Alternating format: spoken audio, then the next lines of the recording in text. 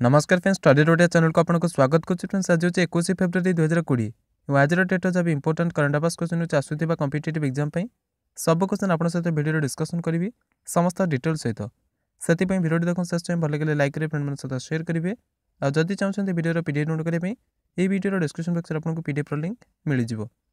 Video शेष में आपको गोटे क्वेश्चन पचारि तार आंसर आप कमेंट बॉक्स में कमेंट कर देपारे। यह सहित डेली बेसिस जो इंपोर्टाट वीडियो आम चैनल अपलोड कराऊँगी तार समस्त पीडीएफ एवं ऑनलाइन अपडेट पाइप चाहते आम टेलीग्राम चैनल जॉइन करेंगे। टेलीग्राम चैनल लिंक आपको वीडियो डिस्क्रिप्शन बॉक्स में मिल जाए। एवं चलते आरंभ करवा 21 फेब्रुआरी 2020 इंपोर्टाट करंट अफेयर्स क्वेश्चन।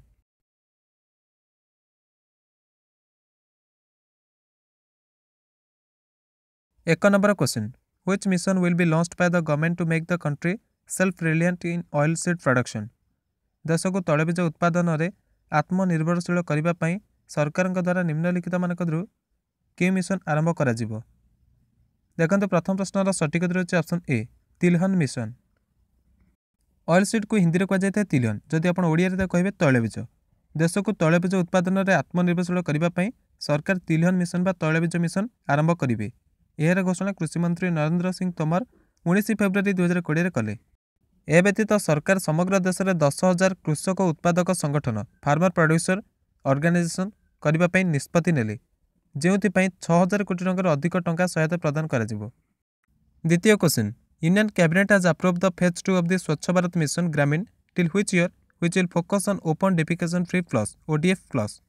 केंद्रीय मंत्रिमंडल स्वच्छ भारत मिशन पर्याय 2 को मंजूरी देदेले। निम्नलिखित मानक क्यों मसीहा बेलू स्वच्छ मुक्त प्लस बा ओडीएफ प्लस उपर यह ध्यान केन्द्रित कर। देख द्वितीय प्रश्नर सठिक उत्तर होची ऑप्शन सी 2024 टू 25।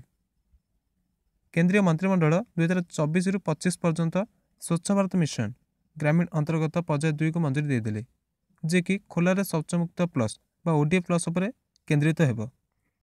यह स्वच्छ भारत मिशन पर्याय 2 यह सुनिश्चित करने से लक्ष्य काम कर जहाद्वारा जमी कहीं भी पछरे रही नहीं एवं समस्त शौचालय उपयोग करेंगे। स्वच्छ भारत मिशन द्वितीय पर्याय को इम्प्लीमेंट करने टोटाल 52,497 कोटी टंकार फाइनेंशियल इम्प्लिकेशंस एस्टिमेट कर बजेट रे।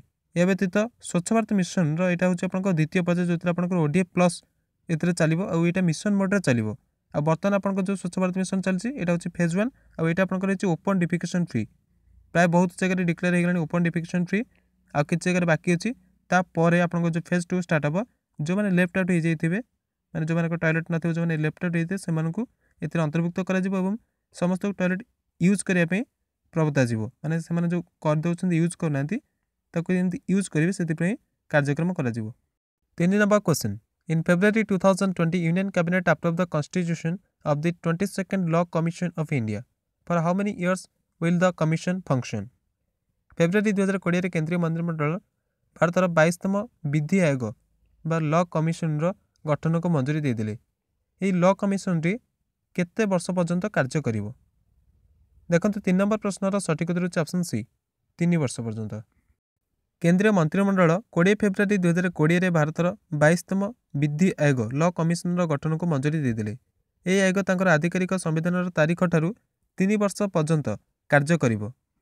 ये जो कमिशन टी गठन कर रेकमेंडेशंस दब जमी कि डिफरेंट एस्पेक्ट ऑफ लॉ रो जो डिफरेंट एस्पेक्ट रही से रेकमेंडेशंस प्रदान करेंगे।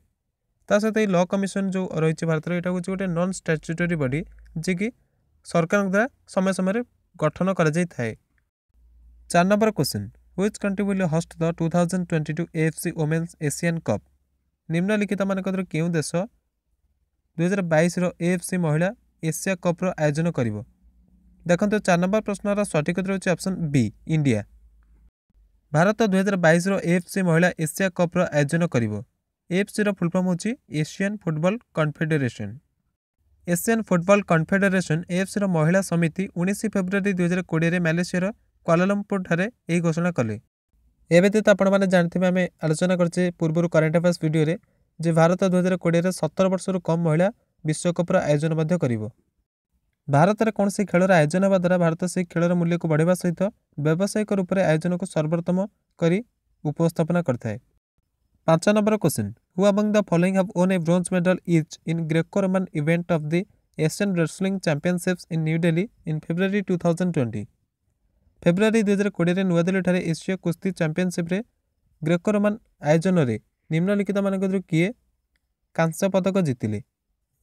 देखो 5 नंबर प्रश्नर सठिक उत्तर होची option D all of the above. Hardeep Ashu एवं आदित्य कुंदू। हरदीप आशु एवं आदित्य कुंदू 19 फेब्रुआरी 2020 नुआदिल्ली एशिया कुस्ती चैंपियनशिप ग्रेको रोमान इवेंट्रे जड़े जड़े लेखा माने समस्ते गोटे गोटे लेखा कांस्य पदक जीतिले। तेबे एठारे किए केते किलोग्राम वर्ग में कांस्य पदक जीतिले सेटा निहाती जानिबा आवश्यक। जेमती कि आशु 67 किलोग्राम वर्ग में कांस्य पदक जीतिले। सेमती आदित्य कुंदू 72 किलोग्राम वर्ग में कांस्य पदक जीतिले और हरदीप 97 किलोग्राम वर्ग में कांस्य पदक हासिल कले। ये चैंपियनशिप भारत एवं पर्यंत 5टी पदक जीति। 6 number question which state celebrated it's 34th statehood day in February 2020। February 2020 निम्नलिखित मानक क्यों राज्य तांकर 34तम राज्यत्व दिवस पालन कला। देखो 6 नंबर प्रश्नर सठिक उत्तर होची option C Arunachal Pradesh. Arunachal Pradesh 20 February 2020 तांकर 34तम राज्यत्व दिवस बा स्टेटहुड डे पालन कला। 20 फेब्रुआरी 1987 अरुणाचल प्रदेश को राज्यर मान्यता मिलता। तांकर जो समारोह अनुष्ठित होता गृहमंत्री अमित शाह ईटानगर समारोह में सामिल होते। यह व्यतीत केंद्रीय गृहमंत्री अमित शाह अरुणाचल प्रदेश औद्योगिक एवं निवेश नीति 2020 शुभारंभ कले एवं ब्रो द्वारा निर्मित जोराम कोलोरियांग रोड्र उद्घाटन से कले। तेज आसतु टी नजर पकड़ अरुणाचल प्रदेश राज्य उपरे। प्रथम तो आप जानते अरुणाचल प्रदेश गोटे केन्द्रशासित प्रदेश थिला। से केन्द्रशासित प्रदेश होता 21 जनवरी 1972 तापर राज्यर मान्यता पाई 20 फेब्रुआरी 1987 मसीह। अरुणाचल प्रदेश राजधानी नाम होची ईटानगर और सब बड़ सहर ईटानगर अटे। बर्तमान अरुणाचल प्रदेश में 25टी जिला अच्छी। राज्यपाल अच्छा ब्रिगेडियर बीडी मिश्र जी की रिटायर अटंती एवं मुख्यमंत्री अच्छा पेमा खांडू से भारतीय जनता पार्टी लीडर अटंती। अरुणाचल प्रदेश जो विधानसभा रही तार सीट संख्या होची 60। अरुणाचल प्रदेश राज्यसभा गोटे और लोकसभा 2टी सीट्रे प्रतिनिधित्व कर पार्लियामेंट। टोटाल क्षेत्रफल जो देखा जाए अरुणाचल प्रदेश टोटाल क्षेत्रफल होची 83,743 स्क्वायर किलोमीटर एवं क्षेत्रफल रैंकिंग अरुणाचल प्रदेश भारत में 14तम स्थान अच्छी राज्य और केन्द्रशासित प्रदेश मान list. सेपरी population ranking Arunachal Pradesh 37तम स्थान में रही। अरुणाचल प्रदेश राजकीय पशुर नाम होची गयल। सेपरी राजकीय पक्षी होची ग्रेट हॉर्नबिल। अरुणाचल प्रदेश में देखा जाता 2टी नेशनल पार्क नाम होची गोटे होची मौलिंग नेशनल पार्क और गोटे होची Namdapha national park. 7 number question world Day of Social justice is celebrated on which day annually every year. विश्व सामाजिक न्याय दिवस प्रत्येक वर्ष केबे पालन कर जाय थाए। देखते 7 नंबर प्रश्नर सठिक उत्तर होची option C 20 February.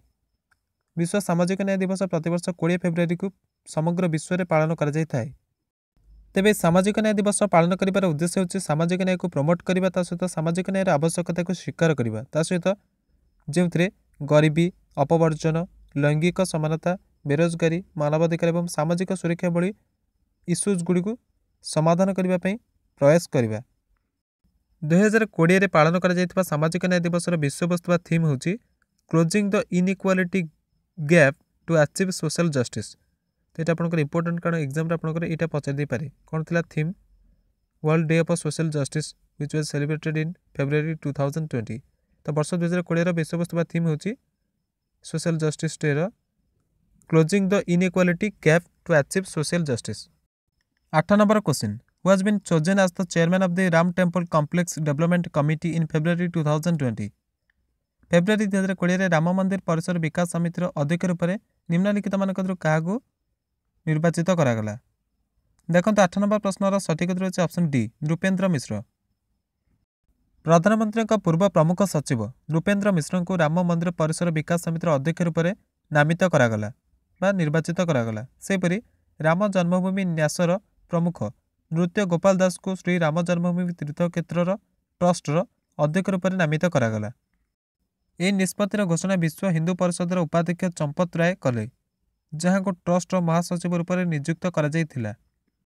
9 number question in February 2020 Harry Gregg passed away he was related to which of the following sports. February 2020 Harry Gregg मृत्यु होगला से निम्नलिखित मानक किए खेल सहित संबंधित थिले। देखो 9 नंबर प्रश्नर सठिक उत्तर होची ऑप्शन बी फुटबॉल। पूर्व मानचेस्टर यूनाइटेड एवं उत्तरी आयरलैंडर गोलकीपर हैरी ग्रेग फेब्रुआरी 2020 मृत्युवरण कले। से 1958 में मुनिच एयर एक्सीडेंट्रे जीवित रही। 10 number question which of the following has become the India's first single use plastic free airport. निम्नलिखित मानक क्यों एयरपोर्ट भारत प्रथम प्लास्टिक मुक्त एयरपोर्ट है।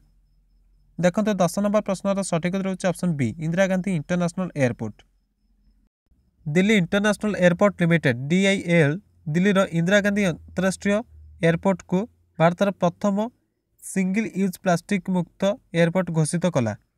सेप्टेम्बर 2018 बीट प्लास्टिक पॉल्यूशन जो विश्व परिवेश दिवस विषय आधार था तारि पर Delhi airport 2019 single use plastic मुक्त प्रतिबद्धता करिबारे प्रथम भारतीय एयरपोर्ट होता 2019 तेज 2020 कि इंदिरा गांधी इंटरनेशनल एयरपोर्ट जहाँ घोषणा कला Delhi International Airport limited. 11 number question in February 2020 who has announced that he will launch a $10 billion fund to fight climate change। February 2020 निम्नलिखित मानक किए घोषणा कले जे से जलवायु परिवर्तन सहित लड़ाई $10 बिलियन फंड लॉन्च करेंगे। देखो 11 नंबर प्रश्नर सठिक उत्तर होची option A Jeff Bezos. Jeff Bezos घोषणा कले जे से जलवायु परिवर्तन सहित लड़ाई $10 बिलियन फंड लॉन्च करेंगे। बेजोस द्वारा जो अर्थ फंड वैज्ञानिक कार्यकर्ता जो नॉन गवर्नमेंटल ऑर्गेनाइजेशन रही NGOs सहित जलवायु परिवर्तन जो सब इश्यूज गुड़िक रही लड़ाई पृथ्वी पृष्ठ जो सब सेव करने कार्य कर क्लाइमेट चेंज उपर यही संस्था अर्थ प्रोवाइड कर। 12 number question which of the following has become Assam first zero waste town. निम्नलिखित मानक किए आसाम प्रथम शून्य अपशिष्ट सहर होगला। देखते 12 नंबर क्वेश्चन सठिक आंसर होची ऑप्शन ए टिटागोर। विशेष रूप से सामान्य मानक अनुसार जदि कौन भी सहर 80% अलिया प्रसंस्करण माने रिसाइक्लिंग माध्यम सफल करए तेबे से एक शून्य अपशिष्ट सहर बा जीरो वेस्ट टाउन होगापी दाबी कर। आसाम टिटबोर जी कि यह कर सफल होती जीरो वेस्ट टाउन बोली कहुई प्रथम zero waste town Assam. Assam किसी नेशनल पार्क नाम हूँ दिब्रु सोखोआ राष्ट्रीय उद्यान बा national park, Kaziranga national park, Manas national park, Nameri national park और राजीव गांधी ओरंग नेशनल पार्क एगुड़िक आसाम देखा मिलता है। आसाम बर्तमान मुख्यमंत्री अच्छा सर्बानंद सोनोवाल। गतकाल करंट अफेयर्स क्वेश्चन था which country is known as the land of rising sun. सठिक आंसर होची Japan. Japan is known as the land of rising sun. एबे देखो आज question question for you who is the current president of World Health Organization WHO। WHO बर्तमान किए अच्छा president. जब आप आंसर जानते कमेंट बॉक्स में कमेंट करके आप आंसर दे पारे। सो फ्रेंड्स ये आज इंपोर्टेंट करंट अफेयर्स क्वेश्चन आसूवा कॉम्पिटिटिव एग्जाम जब वीडियो भल लगी लाइक करेंगे फ्रेंड मान सहित शेयर करेंगे व्हाट्सएप और फेसबुक माध्यम इस सहित समस्त वीडियो PDF डाउनलोड करने चाहते एकाले आम टेलीग्राम चैनल जॉइन करेंगे।